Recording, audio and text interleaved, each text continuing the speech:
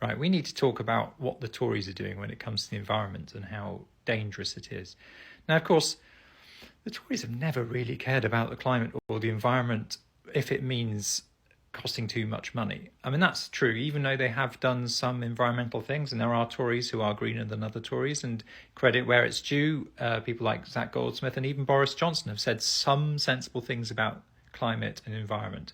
I'll give them that. I mean, I don't agree with them in many ways, but they have said at least one or two sensible things, like maybe we should care about the climate, and maybe we should do something about it, and maybe we should get people out of their cars a bit, and maybe we should invest in public transport and bikes in London, all these things. There are, and there have been, Tories in the past who have made some very small gestures towards climate and responsibility of the environment.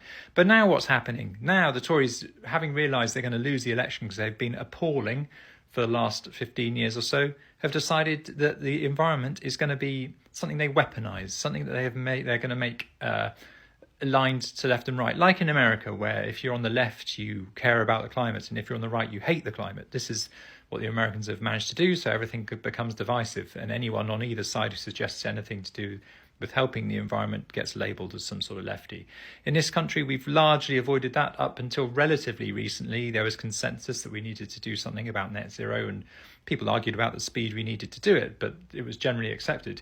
For example, Boris Johnson, who I do not give much credit to, but he was fairly fundamental to expanding the emission zone in London, which now Sadiq Khan's getting all the grief about from Tory activists. That was Boris Johnson that pushed it. So let's not forget that the Tories have not traditionally been entirely bad when it comes to climate.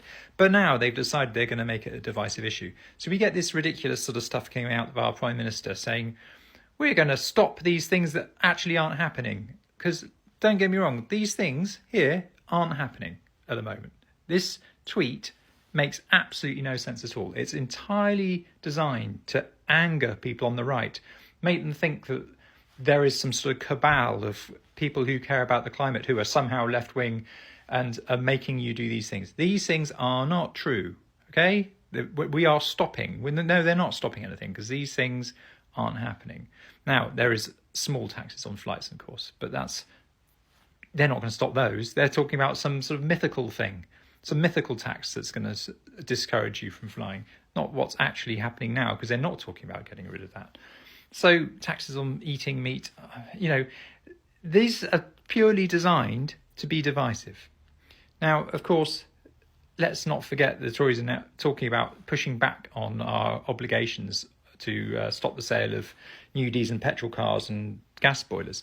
And they're pitching this as some sort of, it's unfair on the poor, people who can't afford new electric cars. Right, let's be very clear.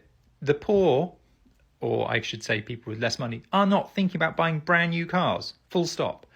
They're not. I mean, it's ridiculous. It's a made-up thing that's meant to make us feel, the Tories are on the side of the working man. The Tories have never and will never be on the side of the working man or people who aren't rich. They are not. The sale of new cars only affects the wealthier people.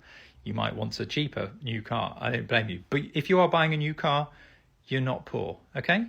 So let's get away from this divisive politics. Let's talk about the things that need to be talked about when it comes to the climate.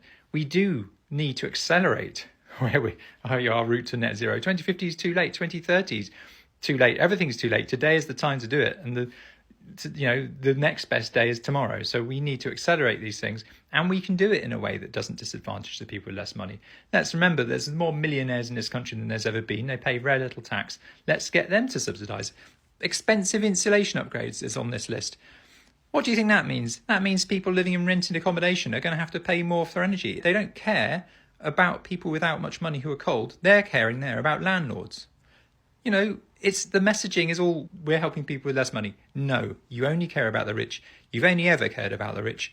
Don't try and weaponise the climate to try and get people who aren't rich on your side.